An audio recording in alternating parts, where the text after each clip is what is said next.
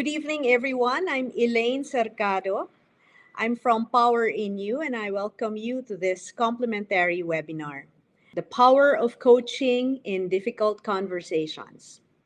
Our speaker, Andrea, or Anda Goseco, as we call her, has her own business focusing on developing leaders through one-on-one executive coaching and leadership training since 2010. She's a member of the International Coach Federation, ICF, with more than 1,000 hours of coaching experience. Her expertise is helping leaders and teams understand themselves by making them see the common patterns and behaviors that make them stuck. She is able to help them break down complex situations and make them see the root cause of their challenges. Once they're able to understand themselves and others, they're able to manage the difficult situations around them. Andrea has coached senior leaders in different industries such as consumer goods, pharma, shipping, banking, real estate, telecommunications, hotels, IT consulting, and business consulting. She is certified with 5 US-based coaching programs. The coaching programs are a mix of career coaching and executive coaching. She's certified with popular programs such as Marshall Goldsmith, Stakeholder-Centered Coaching, Gallup, and Johnson & Johnson High Performance Institute. Andrea also delivers workshops that she has created focused on building engagement with teams and using their strengths to maximize performance. She teaches leaders how to use coaching in creating an effective team. She also has a public workshop teaching new coaches how to build their own coaching business. Tonight, Andrea will help us handle difficult situations and conversations with people. That could be your boss, your peers, team, friends, parents. She will also help us understand what makes a conversation difficult, how we can make peaceful conversations that will benefit both sides, and how we can read what is important for the other person. In this webinar, we will understand better the different personalities we meet and know how to use the coaching language to create win-win conversations. So friends, we're very pleased and honored to have with us our speaker, Andrea or Anda Goseco. Turning over to you now, Anda. Good evening, everyone, or good morning, wherever you are. It's evening here in Manila, and I'm very excited to talk about my favorite topic, which is the power of coaching in difficult conversations. And so why do I like difficult conversations? A lot of times when there are people that we meet who are difficult, it's sometimes hard to read them. So what I do is I like reading people and being able to win them over. So this is something that I've used every day, that I use every day, and that I've taught my clients as well how to use. So I'm very excited today to be able to teach you how to use the different techniques in being able to address difficult conversations. So I hope that you are as excited as I am to learn from this webinar. So today we're going to be talking about different things. So the first part is to just a bit define what difficult conversations are about.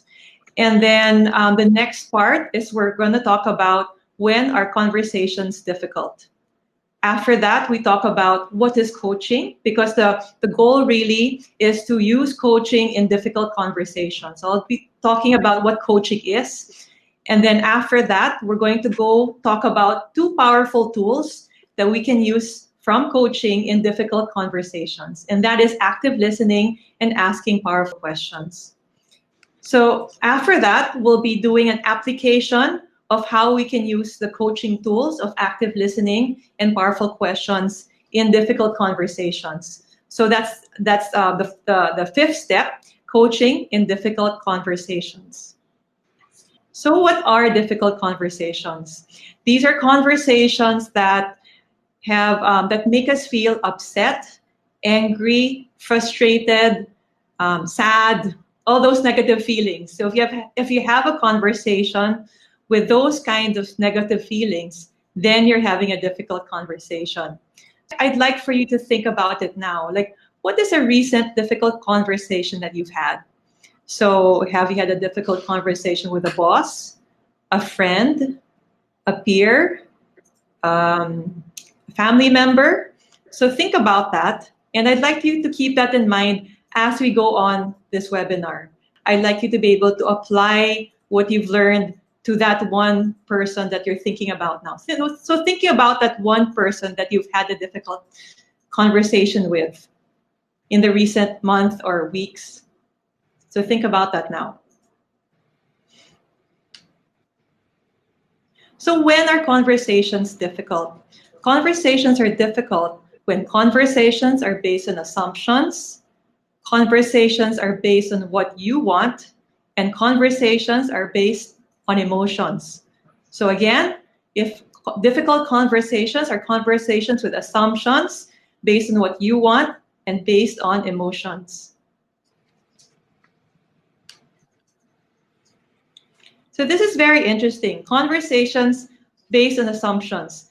I'm sure a lot of you know the phrase in Tagalog, maraming namamatay sa akala, right? So a lot of people assume things, and that's why there's a line like that. And assumptions are very dangerous because, well, the beginning of why we assume things is because we all have different stories in our heads. We all have different backgrounds. We all have different ways of doing things. And when we're in a conversation with someone, we assume that we can mind read what the other person is saying. So in psychology, there's a term called thinking trap. And one of the thinking traps is mind reading. So when you try to assume or you think you know what the other person's saying and you know what the other person's feeling, most of the time it's not true. It's just a guess. And so there are techniques later that I'll teach you on how to be able to verify whether your assumptions are true or not. So the key word here is that assumptions can be true or can not be true. So it's important to be able to really verify whether your assumptions are true or not. And I found this quote in the internet as I was doing my slides. So if you look at this slide here, it says, I know this will seem a bit crazy, but if you want to know something about me, the best person to ask is me. So I love that because really the best person to ask if you're trying to understand the other person that you're talking to is that person. So an example of jumping into assumptions is when, let's say you have if you have a relationship with someone like a husband, wife, a friend, or a colleague, and you start thinking that like you're starting to think that I know what this person is thinking. I know that this person feels like that. So in a way, you're kind of making judgments already without facts. So judgments that are not based on facts are called assumptions. So you do have to try to find out what the truth is before you make those assumptions. And what are the results if you base it on assumptions? You're going to have a lot of misunderstandings because you thought of it that way and the other person thought of it that way. And there's really going to be an argument there because two of you are thinking of maybe a similar situation in different ways. So I hope that's clear. Okay, next is conversations are based on what you want. So this is another dangerous kind of a conversation because it's only focused on you. It's not focused on what the other person wants. And so when you're having a conversation, you're not really hearing what's important for the other person. Right. So I want to give you an example. One of the leaders I was coaching, she was very focused on what she wanted. And whenever she talked to like her direct reports, a lot of them felt misunderstood. So she thought that she's able to explain what she wanted, what she was telling them, their direction she wanted, or the goals. But then there was always a misalignment because the people under her didn't really understand what she wanted.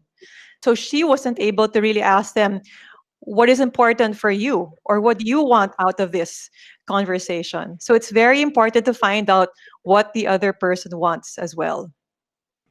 Okay, next is the third one is conversations based on emotions. So imagine if you're too emotional, what happens to you? You become less logical. You are not able to think properly.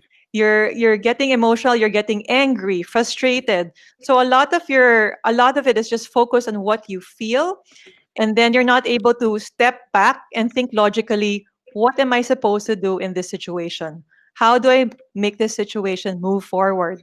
So it's very dangerous to stay with your emotions for too long because you're not able to think of the next steps, or you're not thinking of the best next steps for you and the person that you're talking to. So for me, if I were going to come up with my own definition of coaching, coaching is about partnering with someone. It's helping that person find the best outcome or the best alternatives to his situation. So what I want to highlight here is you're really trying to help the other person. It's not one person being more powerful over the other. It's not one person being better than the other. It's really about the relationship where you're both helping each other. So helping really is the keyword, helping and partnership. We're now going into powerful coaching tools. So there are many, many tools that I can talk about in coaching, but for me, the ones I use over and over are two. So one is asking powerful questions, and the other one is active listening. So let's go into active listening. I love this quote of Stephen Covey. He said that most people do not listen with the intent to understand, but they listen with the intent to reply. Wow, right? I love this quote because a lot of times you go to a meeting or you have a conversation with someone, but they don't listen. You don't listen to the intent with an intent to understand. It's more of an intent to reply. And that's very dangerous because you're not really active listening. You're listening to yourself. Is that funny? So what you really need to do is when you listen, it's listening to the other person. So moving the focus also away from yourself, and when that other person is talking, to be able to really, really listen to that person. And in coaching, listening is not just listening to their words, but also looking at their body movements, about their facial expressions. And then you can tell how they're really feeling about the situation. So, if you're to think about it in a difficult conversation, if you don't actively listen to someone and that person's already feeling uncomfortable with some of the words that you're saying, you won't be able to notice that. So, it's important to be able to see how your words or your sentences or how what you're thinking affects the other person. And the best way to do that is to just really listen to the other person. Okay. So the next tool is powerful questions. So I like this definition of powerful questions where powerful questions really encourage the breakthrough people need to succeed. So powerful questions in coaching are just really simple questions that help you think about the situation, and they're able to help you turn things around. So because the question is so powerful. So let me give you an example of powerful questions. What is standing in your way? What do you need most right now? Can you clarify what you meant by that? How can we find a common goal? How are those assumptions helpful to you? So, if you look at this, you can see that they are very simple questions, but when you think about it, they're very deep. It will make you stop, it will make you think, it will make you reevaluate your situation and see whether what path you should take to make those changes. So that's what powerful questions are all about. So now what we're going to do is we're going to apply active listening and powerful questions in difficult conversations. Coaching in difficult conversations. So what I did was I divided it into two. So the first set of questions are what you need to do in this situation. So first is you need to ask yourself certain questions, but like it's a conversation. So you also need to ask the other person a set of questions as well. Okay, so let's start with focus on assumptions. Focus on assumptions talks about like I said, assumptions are things that you think are true but may not be true. So, what you need to ask yourself in this situation is that what is he or she really trying to tell me? right? So what is he or she really trying to tell me? What is that? What is she trying to say or he trying to say? The next question is, where is he or she coming from? What is his or her story? And so, when you're able to do this, you're able to focus on being less judgmental, and you're becoming more understanding of the other person. So what is his or her story? Another question you can ask is, what is his or her intention? So this is also great because you can, it makes, again, it takes away your focus on yourself and really trying to understand what is going on with the other person. The next one is asking the person you're talking to. So when you're talking to someone, these are the questions that you can try asking that person. So one question is, can you clarify what you meant by that? I'd like to understand more. Sounds good, right? So if someone asks you that question and you're upset, and then someone asks you, can you clarify what you meant by that? I'd like to understand more. So it's something that's going to make you open up. You're going to be able to want to share, and it feels like you can trust that person will not judge you. And another one is, what makes this important for you? What makes this important for you? So you can see here in the ask the person you're talking to is you're really trying to understand what the other person is saying.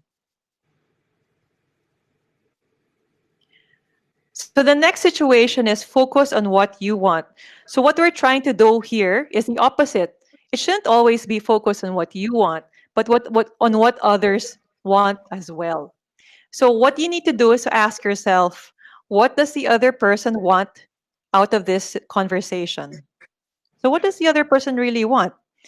And what is important for him or her? Okay, another one is what you need to do is to ask the person you are talking to, what is important for you right now? What do you need from me? How do you feel about this situation? What makes you feel this way about the situation? So as you can see, it's really trying to understand the needs of the other person, and what that other person needs from you. And when you're able to do that, then you're able to also kind of like customize your answers, or create conversations that will matter to the other person as well. Another one is being focused on emotions. So when you get very emotional, it's kind of hard to get away from that. Let's say you're already having a difficult conversation, you're so angry. So how do you step out of that? What you need to do is to slow down. And the first question you need to ask yourself is, what am I feeling right now? Okay, so example, the most important thing to do here is when you're asking yourself that question, what am I feeling right now?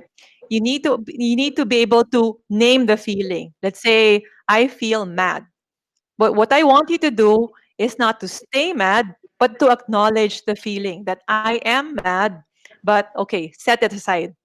Okay, so that's a key step. Do not dwell, but set aside. Just acknowledge, but set aside.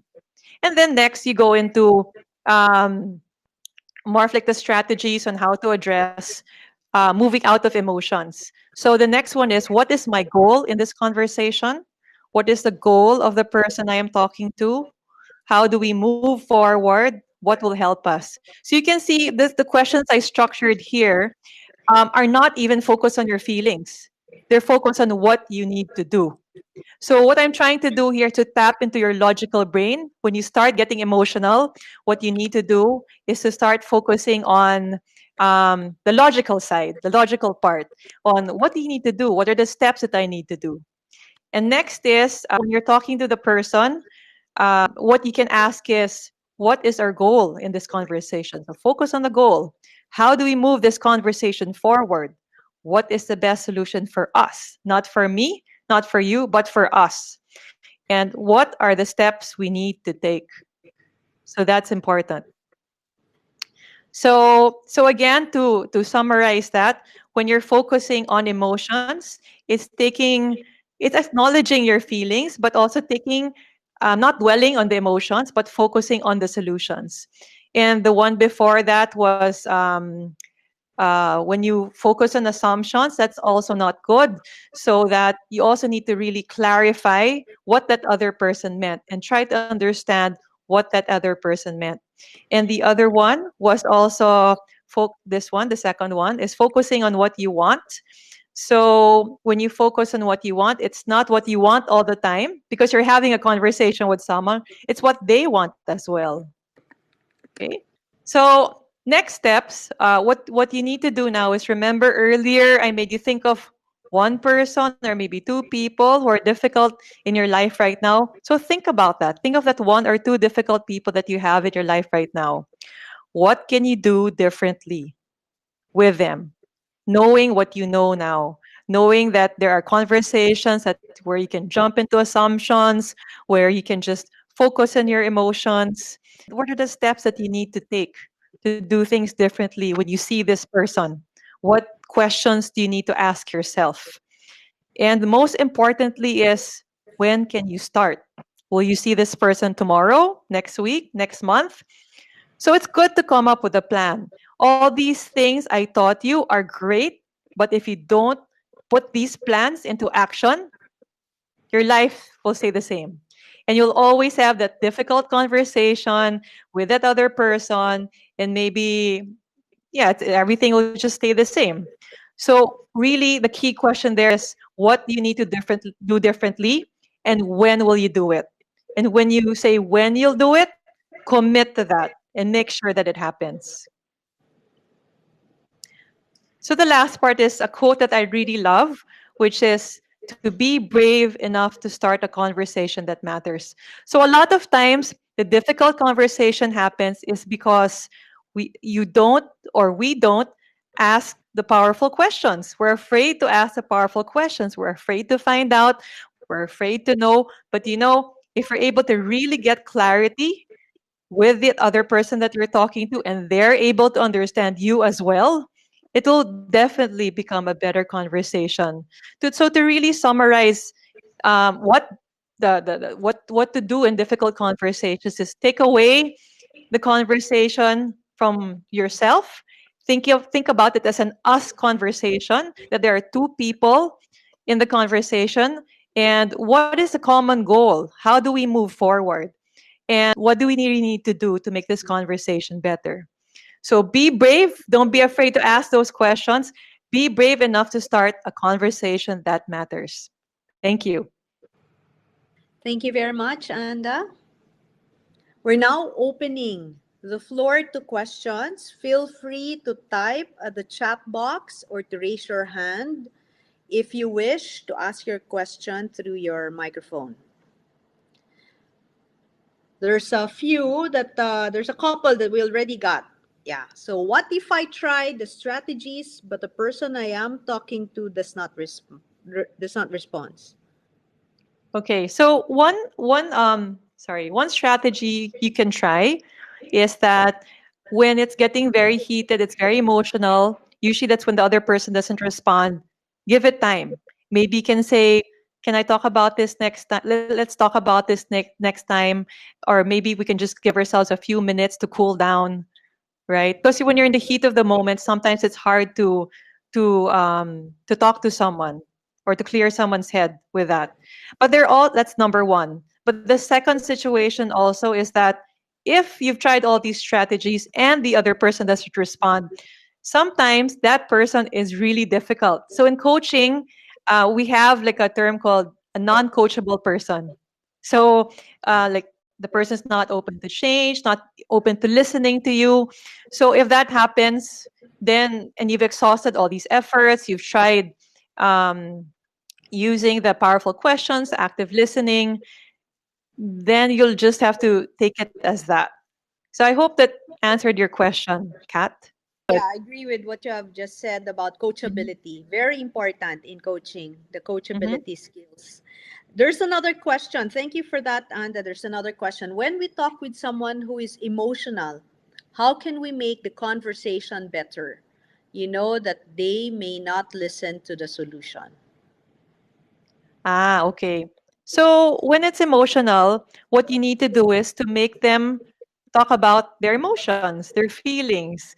So you can ask questions like, so what are you feeling? What are you feeling right now? Or what is getting you frustrated? I'd like to understand. So when you approach the situation, you're kind of like coming in softer with words like "I like to understand," "I care about you," or "It's important for me to know so I can understand you better." Then people will be more open to you. So the first, okay, again, so in two steps, the first step is when they're emotional, help them name their emotions. Sometimes when people are so emotional, they can't even understand what's going on. So you can help them understand what's going on by kind of doing a coaching conversation, like I want to know what feeling, what is the what are you feeling right now? And if sometimes people can't even name the feeling, so maybe you can even say, can you describe what you're feeling? And so they say, I'm angry, I'm frustrated. So I'd like to understand where is this coming from? What makes you frustrated? And then once they're able to do that, then they're going to be more open to listening to a win-win solution for you both. So thank you. Yeah. So name the emotion, and the person will open up Mm-hmm, from there. mm-hmm. Another question, Anda. I'm not even brave to start the conversation with a family. I think with other people, I am able to handle difficult conversations, but not with family. What to do? What do we do? Yeah. Well, first you need to ask yourself, what am I losing out when I'm not able to bring up these these these questions or these powerful questions during these family conversations? Like, have I really tried my best to make it work? Have I tried everything? And if I keep on continuing to do this in the long run, so there are two choices. If I decide to stay silent about it and not say anything, then what's going to happen? Let's say, project in the next 5 years. Will your relationship with your family become better or will it be worse? But then, so it's funny because that's an assumption. So you're assuming that if I don't ask these questions to my family, they're probably, if I ask these questions to my family, it might even be what they call it, it might even cause more friction, or it might be uneasy, or you're jumping into conclusions there, or you're probably like doing assumptions as well. So don't assume, but try it. Even try just a little bit of it and see the results. Francis, the key thing you need to remember is that um, the key question you need to ask yourself is, what am I losing out if I don't even try asking these powerful questions when there are difficult conversations? So I suggest try just a little bit and see how they respond. Another question. What if the person refuses to open the emotion, to talk about the emotion, I guess?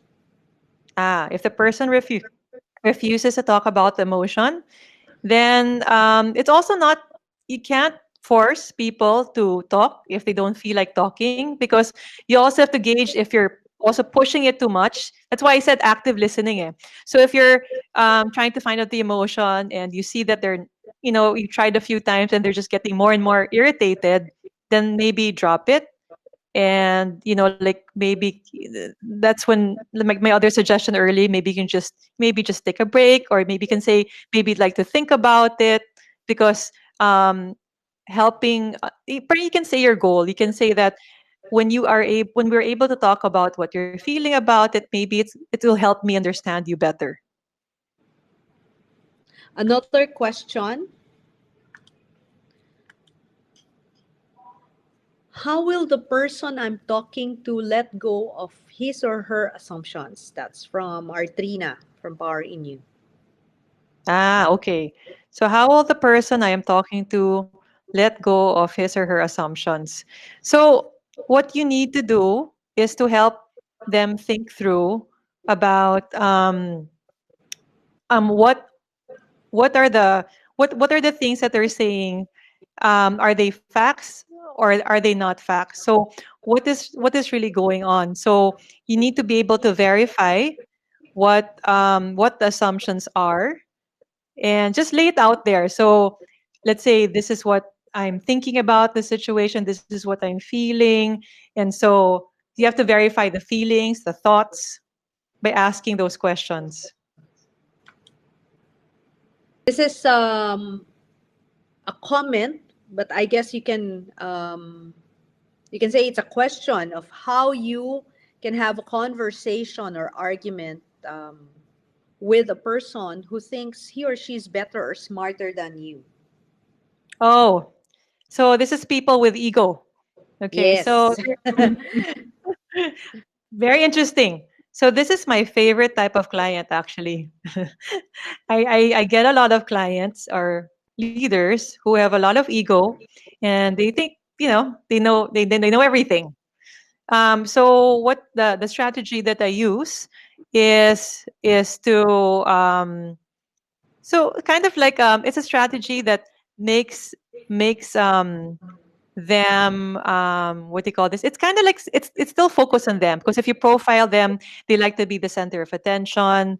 So but like asking a lot of questions that are focused on them, like something like how will this help you, how will this help your goal, or even if even like kind of stroking it a little bit their ego and saying like, oh, that was good, giving a lot of positive affirmation, but you're still trying to what they call this, you're still trying to come up like with a win-win conversation using that strategy. So Elaine, are you there? Yes. So Yes. yeah, Elaine's also a coach. I want to ask you also, what do you do also with clients like that? Similar to what you have just said, so it's really asking powerful questions, deep listening, and again, reading the not just the verbal, but the non-verbal language. Mm-hmm. And to your point, it's asking questions that will really go deeper into what the person is feeling or thinking, and like what you said, probably even uh, asking questions that will, what did you say earlier about the ego, stroke the ego of the Yeah, person stroke. in the Yeah, stroke sense, the ego. It's a yeah, because strategy. Yeah, yes, it's a because in the strategy. sense we're making the person open up. That's a Mhm. first step to it, hopefully. And remember, in coaching, it's always the agenda of the person we're coaching. It's not about me as a coach, but it's about him at the end of the day. So we want to make it successful for that person. Yeah. Okay, And so and hope and that one more thing helped. I want, yeah, and another thing I wanted to add with that is that helping the other person think of the bigger goal. Like, think about where that person wants to go or the bigger goal. So focusing on what he wants. But of course, bringing it back to also understanding that, it's not just him, but there's also you there. But maybe the beginning could be a lot about, okay, so what do you want? And, a lot of stroking the ego that way. That's right. And I've read Yeah. that in coaching as well, it's one of the types of coaching that we do is really performance. We may call it performance coaching, where we meet where the performer is. So Mhm. whatever will make or help the performer and will make him or her open up, so Mm. we try to do that and help the Yeah. person open up. There's Mhm. another question, Anda, and I'm conscious of the time. It's 8:16 on my watch. We have another few minutes for a Q&A. Please continue typing your questions. We'll select them and publish them here as we go along. What if the person I'm talking to is not into self-reflection or self-awareness? Um, Okay, so there are people who are more of like they're very quiet. It's hard to draw things out from them, and so I've had clients who are also like that. So you know that they're more cerebral. Cerebral meaning because with self awareness you need a lot of heart. You need the other side, the emotions to come out. With that, what I do is that I do give it again for a situation like this. I do give it some time, so I don't really go into the self reflection first. Maybe kind of talk about the facts first. the facts about the situation, more than going into like what you're feeling, what you're thinking. So maybe you can try with that. Talk about the facts, talk about what's going on, and then you start going to what they're thinking and what they're feeling. Okay. And there's one comment here from Amberina. Would you think we can comfort someone feeling better despite of we try to save a poor performer, but he or she never admits on what she's good at? So there's a few things here that she's mentioning. Okay, so again, would you think we can comfort someone feeling better despite of we try to save a poor performer, but he or she never admits on what she is not good at? Yeah, so I guess the person doesn't admit what she's not good at. So doesn't admit the weakness that she has or the area that needs help. So Mhm. how can you comfort her or him? Yeah. So that person can actually be not coachable, right? Because so you have to help that person see the value of being able to look at what she's not good at, or make her talk about what she's not good at. So because to be able to do that, she'll be able to move up to the next level, or it'll be able to help her hit her goals. So it's very important for individuals to be able to understand and know the connection of like, where is that, how is that connected to my goals.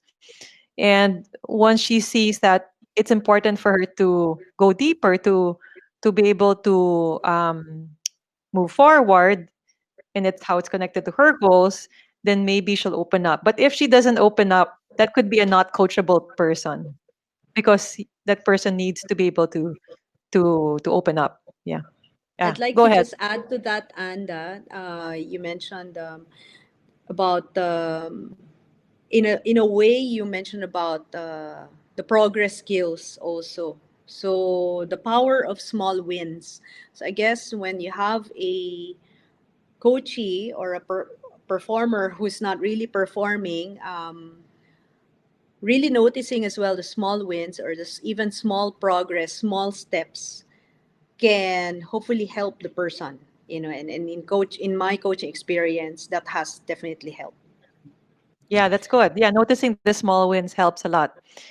Oh, yeah, this is a good Lot, question right here. yes. Yeah. Non-coachable are people who refuse to change.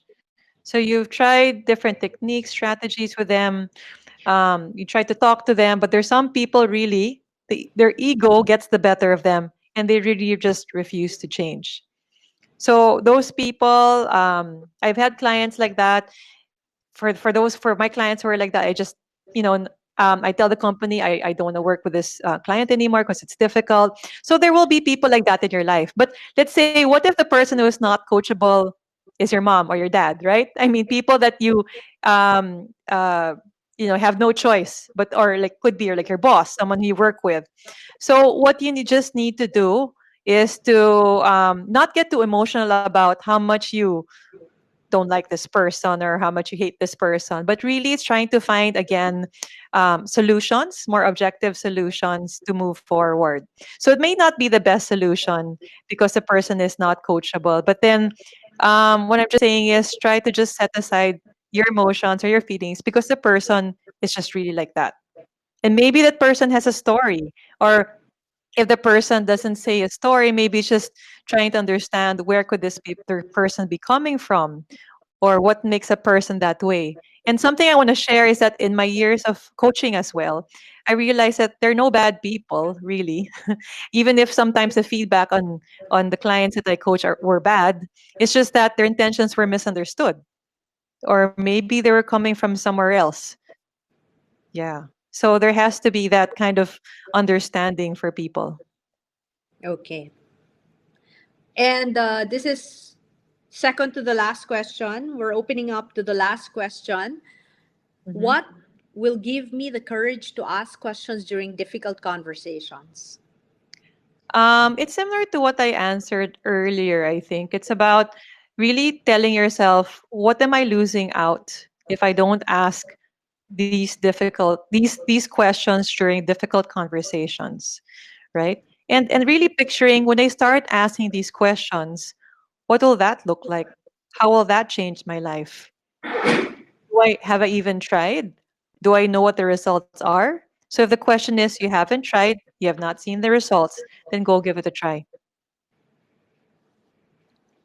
Because I want to say also these questions that I've shared with you are all tried and tested. I've tried them myself on during difficult conversations, and I've taught my clients how to use it as well. And they've come back given me many stories and how it's changed their lives being able to ask these questions, these courageous questions. Thank you, Anda. And in fact, you gave a lot of good examples of the questions that we can ask to start Mhm. that coaching conversation. This is probably our last question. It's how do you ensure that questions are not leading questions? Usually, we already have a solution in mind, which may be different from what the coach can come up with. From Anne. Yeah. So, and what you can do is that when you're listening to that other person, just before that pala, before you even start a conversation, I'm assuming you're a coach, right? Are you a coach, Anne? You sound like you're a coach. Yes. Okay. So when you meet a client, what you need to tell yourself is that how do I want to help my client? So what is important for my client? So it's more of like taking it away from you, but may really focusing on what is important to them. And then a lot of it also is in coaching, we call it like dancing in the moment. Dancing in the moment is making sure that you're just staying with the client, you're just listening to him or her, listening to what they're saying, and just putting whatever assumptions, whatever solutions aside, and really trusting in the client. I think a lot of it is trust in what that your client knows the best solution for him or her. And let me tell you that when I did that before, when I shifted to that they know themselves better than I do, then that really changed the way I coached, because I started learning from them. They came up with better solutions and they became more accountable. Thank you so much for that. It's dancing in the moment and trust that really Hmm. stuck with me there. Thank you so much. And last question. Unfortunately, we'll have to make this the last question. In the BPO setting, and the agent does not really respond because the employee does not want to. You can't just let them go. What do you do if that is the situation? From Claudette. Yeah, it actually depends on the rules of your company. Because for me, if they're not coachable, it's like the boat is sinking. If you keep them there in the team and in the company, it's going to affect the performance or the performance of the team, or you're going to be carrying the weight of that person. So either you keep them in the team, but if you do that, for me, it's not so recommended, or make them do another role, or have a conversation with them and try to find out what, maybe it's kind of like a career coaching also, and whether this is the right role for them or not. Yeah, so it could be also, I see this happening sometimes. It's like a mismatch. It could be like they could be happier somewhere else. It's just in some situations that I see. So if you cannot let them go first, or you can also give them, like a certain period where you're going to evaluate them and try to see whether they're going to change or not. Yeah. Mhm. Okay. Thank you so much, Anda. And Mhm. that's all the time that we have for the Q&A. Anda, any last words? Well, for me, it's have the courage. Really, you just need the courage to start asking those powerful questions, to actively listen. Like I said, these are really proven techniques that have worked for me and my clients. So go ahead and try it. I'm very excited for you to try it on that one person who's making your life difficult. So go ahead and try it and have courage to do it.